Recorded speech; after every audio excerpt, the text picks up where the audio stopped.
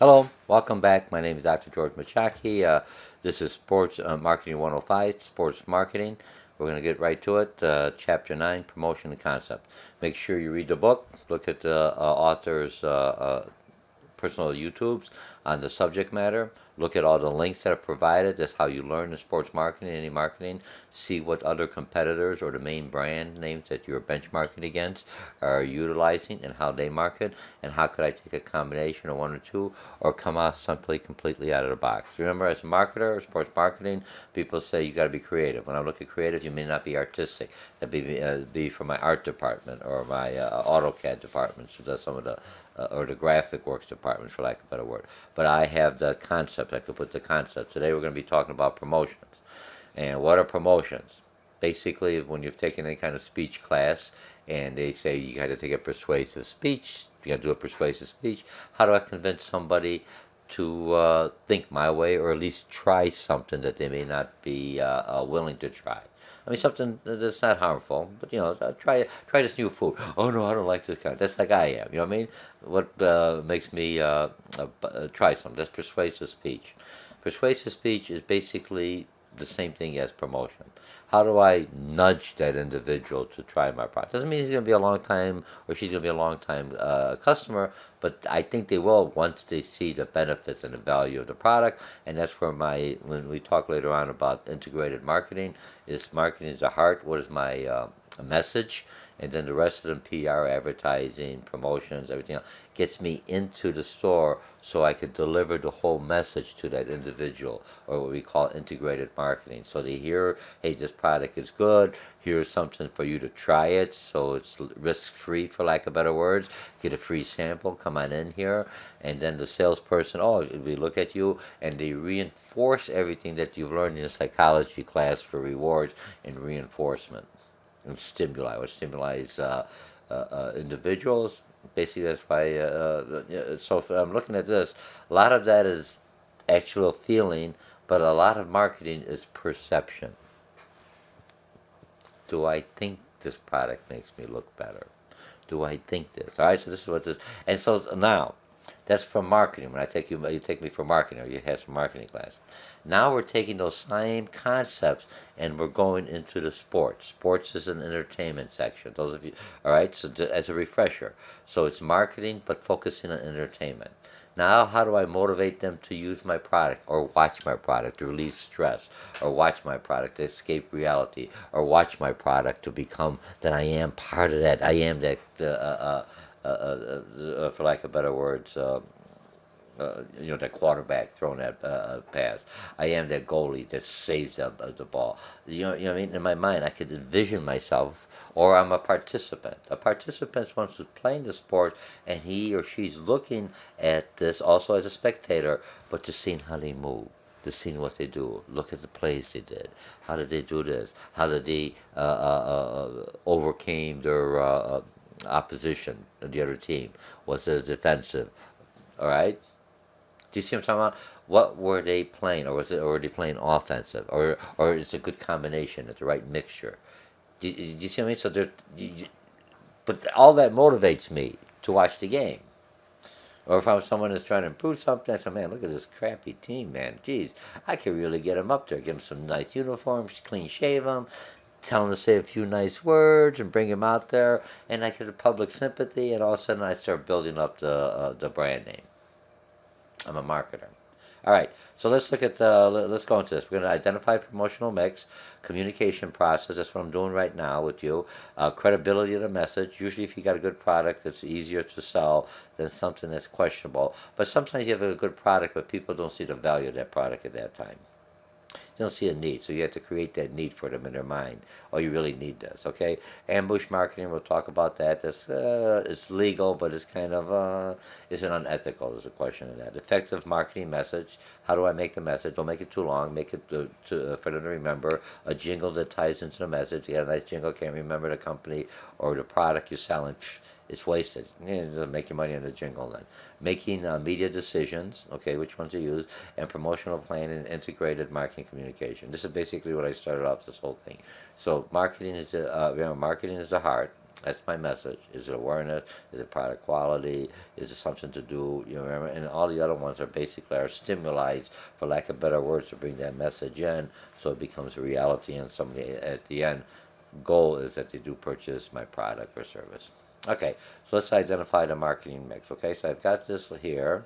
Remember, my picture's always in here. I'm using a little different camera and a microphone. Hopefully, I got to work out remember, I'm not a techie guy. I'm a play guy. So I got to just work it out. Not that hard. Most of the technology will do it. I just got to figure it out. Find the right mixture of the two, like you're doing in marketing. How much promotion? What's going to promote? Okay, so let's look at this. I'm going to make this a 200, so it's easier for everyone to look at. And I'll bring it back down. All right. So this thing, and I do that because some people do look at some of these lectures on their smartphones between classes or something else. Hey, come on, you're already there in the class. That's the beauty of taking an online class or virtual class. And most of the online classes that you take myself, other instructors at the community colleges, basically already have all the media bells and whistles as much as we can to this point. Remember, we're on a limited budget. Okay, so identify promotional mix. Advertising, that's basically the message, a paid message by the company to stimulate, promote the narrative, whatever my product, good quality value. Personal selling, that's very important for more to higher ticket items, because you want to talk to individuals and they basically could read you nonverbal, and part of the communication process. We're going to talk later on about feedback and everything else, and they could respond and ask the right questions at the right time if they're properly trained. Sales promotions gets you into the door. Something, you're already there. You just need a little nudge to walk in. Let me look at this, and then if you don't like it, you don't lose the full amount, but you lose. I mean, it depends on the name of the product. If it's something of food, you should give you free samples, because I'm not going to buy the whole sandwich. I don't like this and pay $6. What am I going to do with it? So to give you samples, it kind of tastes all right, then I might buy more. So it depends what you're using your promotion for your sales, right? Like last time when you guys went into the class, we were talking about products, and it was a field trip going to the store and look at different brands. And it's people you could touch and you see how the salesperson interacted with you. So this is part of this whole learning you're learning here in sports marketing. And sponsorship. Sponsorship basically gets my name down back in the community. It makes me feel good, makes my customers feel warm and fuzzy, for lack of better words. It's all an emotion. Remember, marketing is all emotion. Come on. Don't look at me like that, class. I'm a marketer. Come on, let's look at it. How do I get the emotions? I'm selling a good product. I just want to, and I'm not ripping off the customers. I'm out there. I got to work on the emotions, because there's other competitors that are going to be trying to sell their product, and they're working on the emotions also. All right? Okay, so what's the communication process? Now here we just got to grab.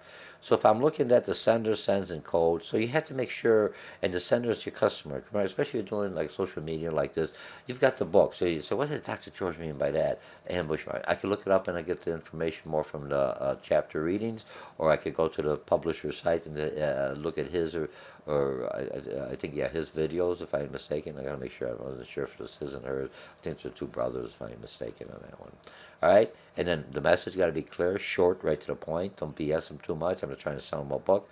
I'm trying to get the message quick. Remember, marketing, everything is real. It's almost like a Twitter, but real short. All right? And then how do they decode it? Do they decode it as you're yelling at them? Do they decode it as a quality product? Do they decode it as an inexpensive product? Do they decode it to just BSing them and you're wasting their time on social media? And then how does the receiver, so the receiver's got the decoder. So you kind of, when you're sending a message, you kind of have to be able to know here.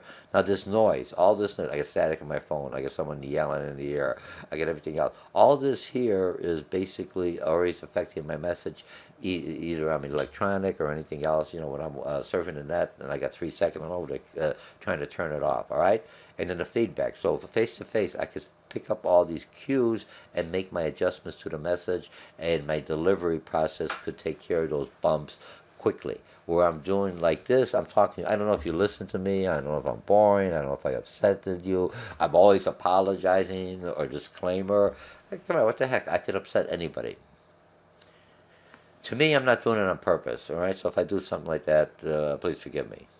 Hey, there I am again. But what the hell do I care? All right, let's go for it. Are we good? You see what I'm talking? I'm a marketer, and I'm talking to you as a client. The client doesn't care about this. He does, but he wants to make sure his message is clear, precise, and it's measurable. That means the message comes in. But the biggest thing the client wants you to come in and buy the product.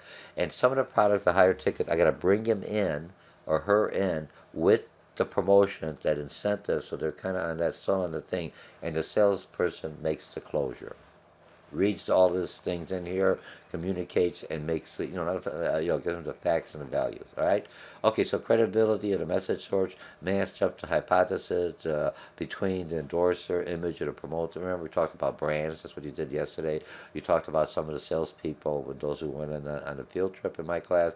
The different stores. They basically said that some of the salespeople they could tell were very informative. Some of them played the sports, so they understood. Others had no damn clue, just reading off the script. Here's what it said. I could do that. That's your packaging that does all that. I don't need a salesperson to repeat what I could read myself, unless I don't have my glasses. Okay, endorsers, source illustrated, and here's how much they're worth. Now remember, Tiger Woods was worth more until he had his little affair. He dropped down. So all of these, remember, as long as they represent the brand, quality, good sum, social responsible. She could be a little bit playboyish, for lack of better words. You expect that if they're single, or play girlish. If I could even say that to give you equal time and everything else. Remember, that's part of marketing. I gotta promote both sides. And women, remember, there's a big market coming in there. As you get more and more people interested in the sports, because and look at it, hey man, they're pretty darn good athletes. Down the road, you have women and men playing the sports for different leagues. That would be an interesting thing. That would bring in more people. And I mean, as long as it's fair competitive, I'm not going to say football. Those are some women that are very athletic that could take on some of the football players. But overall, I mean, it's just so the game is equal in reality. If I do men tennis, women tennis, and play against each other, see which one uses the brains and which one uses the brawn, for lack of a better word. I'm making that up. I'm a marketer. I'm trying to stimulate the industry for both sexes. Do you see what I'm talking about? And how could I do that? Maybe a one-time deal, just something out there. It just gets everybody all out and see if it catches on. Is it a fad or is it catches on? Maybe every so often we do something like that and do it as for lack of better words, to help some cause with inner cities to promote sports of one kind that may be out of the reach for some individuals. Okay, now let's go on ambush marketing. Now, ambush marketing, when I'm looking at ambush marketing, what it basically means in a nutshell, I'm not going to go through all this.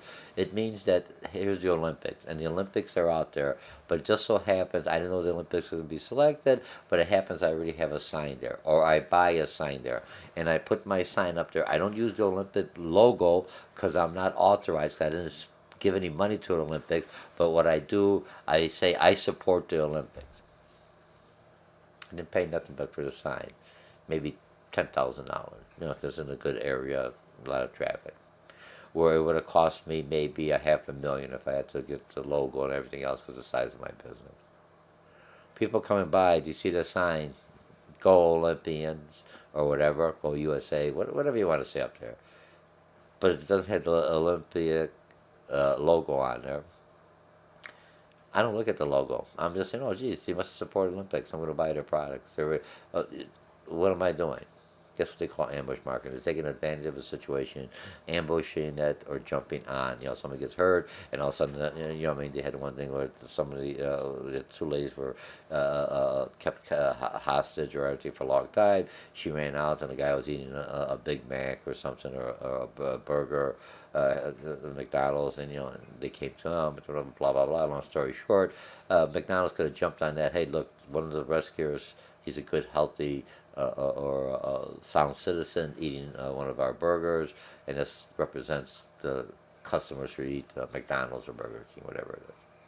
I can't remember. But you see, that means I'm jumping on something. Now, in sports marketing, it's okay to jump on a bandwagon, but make sure it's in good taste. You know what I mean? If somebody got hurt and everything, don't jump on a bandwagon and try to sell them some kind of, they had the shooting, they already got clear plastic backpacks, they got bulletproof, but wait a little bit. Remember something happened on the sport, somebody hurt their ankle, maybe then you could say, hey, if he would have been wearing this kind of ankle brace or wearing this kind of a helmet, he or she would have been protected.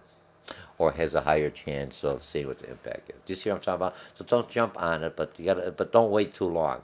Do you see what I'm? It's a fine line. I'm just trying to tell you how quickly, because your competitor's going to be on that anyway. That's the whole thing about ambush marketing. You know what I mean? It's a legal tactic, often it's guerrilla marketing, proven to be very successful. You're in there, right there, while the emotion and everything else is going on. Many challenges for those who host the event because they're not really getting paid for it. They're doing all the hard work, and I'm just jumping on there in the back saying, yeah, I support you, but don't give you a penny. All right? Allows penetration in events in which a competitor may hold exclusive rights. Okay, so the next one is creating an effective message. When I'm looking at creating a message, got to be short, got to be catchy, got to be right to the point. Those of you who are journalists, or some of you are communication major, this is where you come at. So you got, or I'm a poet, and I don't even know it. Just kidding on that one. But if I'm a poet, utilize this for a jingle or something, make some money. I mean, I may want to write Shakespearean poetry, if there is something like that, but I still got to make a living. This may be okay, all right? Okay, refer directly or indirectly to comparing products. Okay, and then if I'm looking at this, here's I'll make this a little bit bigger. It's in the book. Remember, I want to make sure I'm going to try to keep it underneath an hour, a half an hour. Get the audience aroused. Use questions to generate an environment. Now social media's interaction and everything else. That's why you get some of these alt news media because they've got streamlined. They get people talking to them. It's not like a guy just giving me one message or everyone's hearing the same message. You had the message and you have other people like a talk show, more interactive. But that's what the smartphones. That's what the generation wants now. It's more interactive. It's you stream and I could talk. I could still keep my face back. Put some kind of silhouette. Do I have my face everywhere? Who knows? Somebody might leave me some money, right? You never know. You have to talk about. I'm just joking around here, but look, when I'm looking at sports marketing, so remember, you got to get people interested in the topic. Okay, all right. So you've got that. Now the other one, you're making a marketing decision. Here's what you have to look at. When I'm making a marketing decision, if you're in big companies, you're very creative individuals, but you got to contain it with a certain amount of money. How many customers am I going to get back? How many clicks am I going to get? How many leads am I going to get? I'm not selling anything. I just want people, my ads, advertising, they're coming to looking, they're asking for brochures, they're doing for different steps in sales. Depending, the more expensive it is, the more individual does research. I want to be on each part of those levels, understand the levels that person's researching, so I could give them my promotions or my advertising or my message at that level as they're searching to finally make that connection. Some people said they come to the stores, they talk, but they go buy it on Amazon because it's cheaper. How do I get that person to buy it in the store before he or she goes to Amazon? So if I know if Amazon got it for 15% less and he or she's already in the store, I say, hey, I'll tell you what, I'll give it to you for this price that you would have got on Amazon. You can walk out of it right now. Am I taking a hit? Yes. But then otherwise, I'm doing all the sales, and I got to make something. Maybe look for two more bucks. Amazon is going to give you less. Shoot, you don't have to worry about the waiting time and all that. And you sell those benefits that I could take it now, the utilities.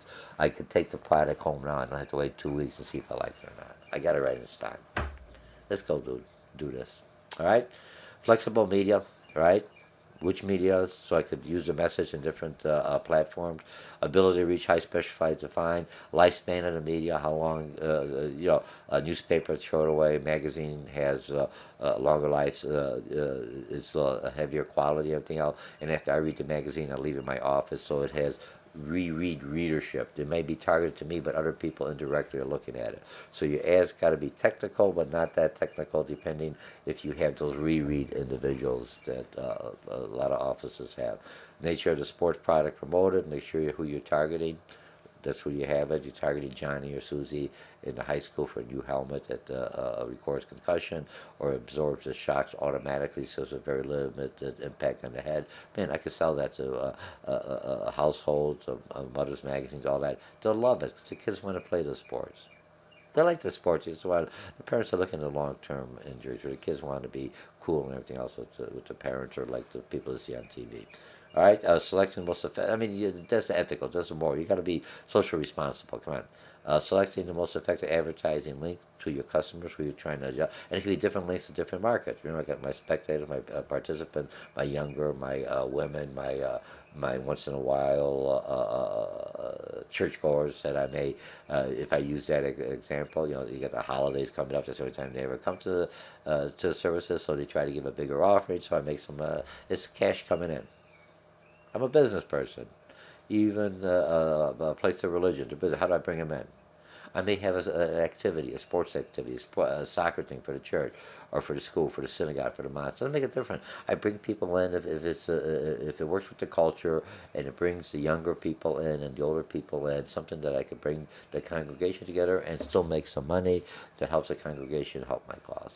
Okay, and I'm using sports. You see a lot of golf. You see a lot of volleyball things. A lot of things going on that brings in the younger kids and brings in teamwork and everything else. So there's a lot of advantages of that. But you're looking at which decision, which media you want to use. That's going to give you the highest return. And if you do after 6 months or 3 months, and you don't get that many calls, and the promotion says, tell them this. You talk to George on the radio station, or use this coupon code or whatever. That at least tells me that media brought you into the store. It doesn't mean you bought anything else. I can't sell you anything else unless you're there. Okay. Okay, now promotional planning, and I'm almost done. There's a lot in here. Examples of minor leagues, promotional planning, speed dating. Because it's the same thing you can do for any sports you want to bring them in, and younger crowd. You got something tied in with that. We hate Yankees night. Harriers Blackball back in Harriers back in the ballpark. Oh, I would never make it. I wouldn't go. See, they already eliminated everyone else, but it brings a whole different niche of individuals in there. Okay, pre-planned funeral night, and then 10 best major league promotional links, and there's a link on that. Make sure you look at them in the book. The book gives you awesome links. Okay, so same promotional objectives, hierarchy. You got to be awareness. I know if they're not aware, awareness, liking the product, liking the person for them to come in, knowledgeable, preference, conviction, and action. Something for you to do. Okay. And then the last thing I have in here is integrated marketing.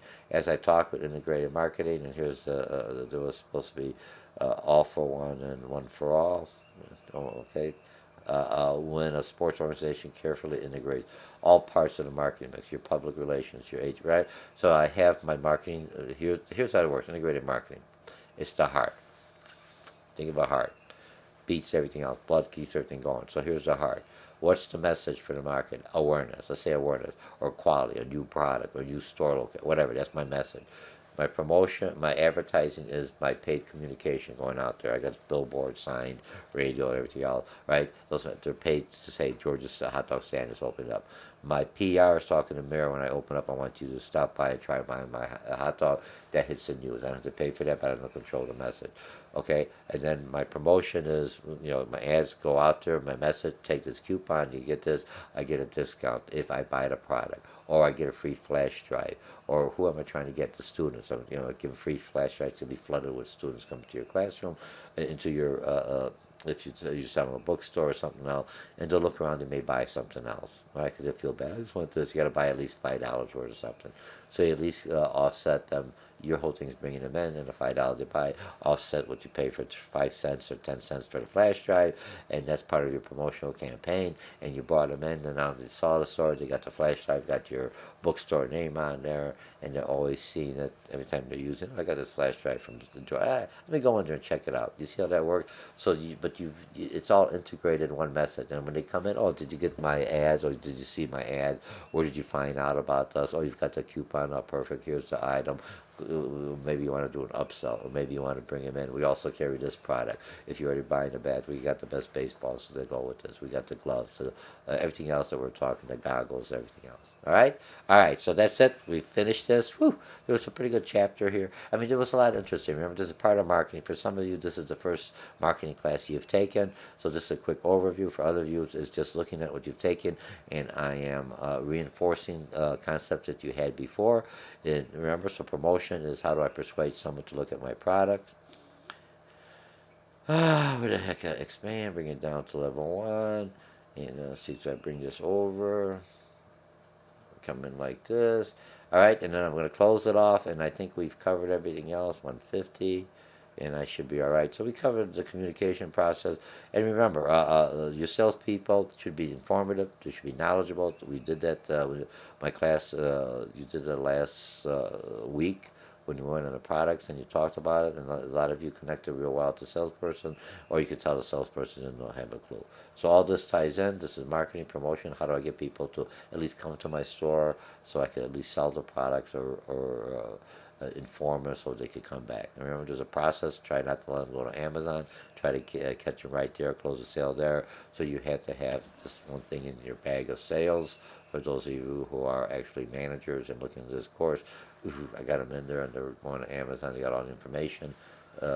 Let's just bring it down. Make that cost cap and utilize your time utility. You got to wait here. You can take it home now. You can practice it. You can feel it. You can touch it. Hey, so you're saving up a couple bucks, but you're wasting your time on that. How much is your time worth? You got to wait for the mail. What if it gets lost? What if it gets damaged? You can always bring it back here. Are we good? All right. So let's see how many minutes I got. And I got 25 minutes. This is perfect in this class. I'm underneath my half an hour.